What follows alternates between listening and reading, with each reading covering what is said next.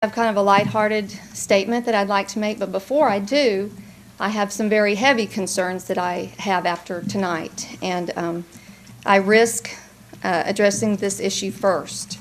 The Mr. Gebhardt you saw tonight was not the one I saw a few weeks ago. He approached the City Council very humbly, and I do not know him. I met him that night afterwards.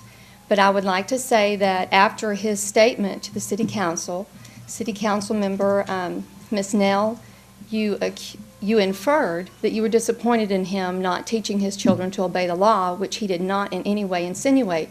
And tonight I've seen you say other things, like you're concerned, why are we not at other meetings? And I would like you to view the tapes and see that maybe you could consider how you're approaching the whole council and the citizens of this city and the surrounding areas.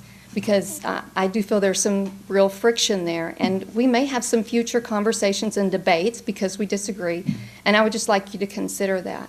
And I want you to know that we have to remember that if we do get a fine, if our child is fined or given a citation, it is our responsibility to be at the courthouse, taking up our times, whatever financial loss there is, whatever, it's our responsibility to prove our innocence. No one else's, not the children who were truant or anyone else. It is our burden to prove innocent.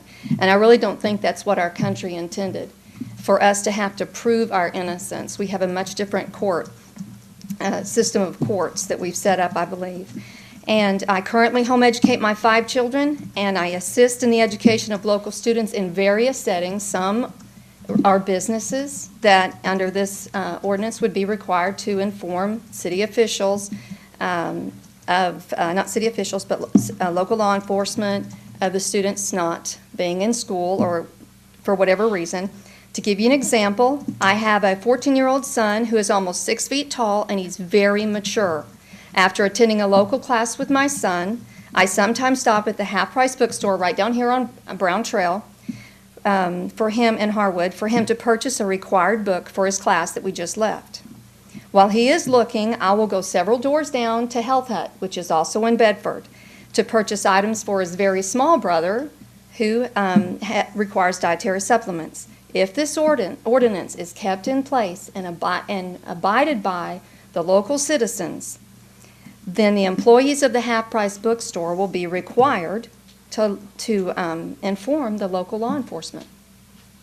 Or they can use their own judgment, but I'm not sure that this ordinance allows them to make their own judgment. And there will surely be other times with my son that will be in scenarios such as this, and of course that they will even they will increase as he gains his license. I also worked from the time I was 12 and at a mountain lodge, worked cleaning a store with my mother at 4 o'clock in the morning. I learned great things from working, and I believe our children should be allowed to work because it teaches them to be productive citizens. My family recently moved to Bedford from the mountains and big government of California because the Tarrant County area is friendly to home educators. It is rich with various businesses, schools that are all from all types of 1-day-a-week school, 2-day-a-week school, 3-day university type schools, and which assist us home educators in our quest to educate responsible, productive citizens and allows us to have more time with our children.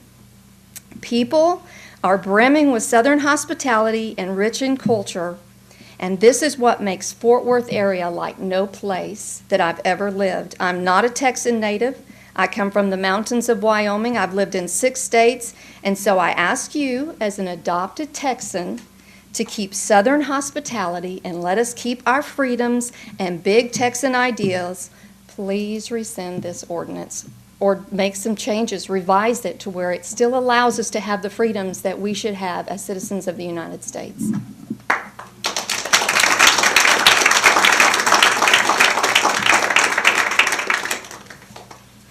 Brian Rowe, Brian Rowe.